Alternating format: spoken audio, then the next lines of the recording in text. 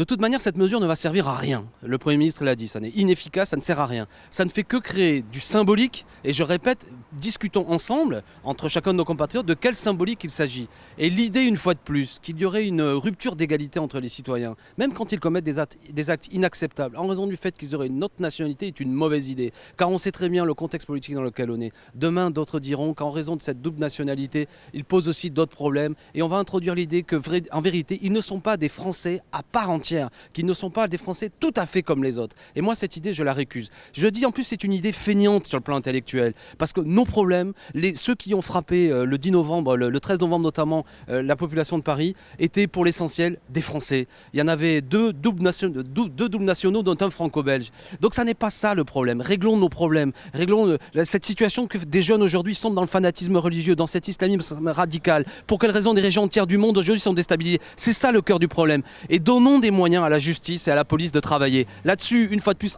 pour des raisons d'austérité, la police et la justice n'ont pas les moyens de travailler. Et par contre, on diffuse des mauvaises idées qui vont poser des problèmes. Moi, je récuse ça, et je récuse aussi la méthode où le président tout seul décide de ça. Une révision constitutionnelle, c'est au peuple de le décider. C'est pourquoi il faut désormais une assemblée constituante pour aller vers là. Et on en est loin.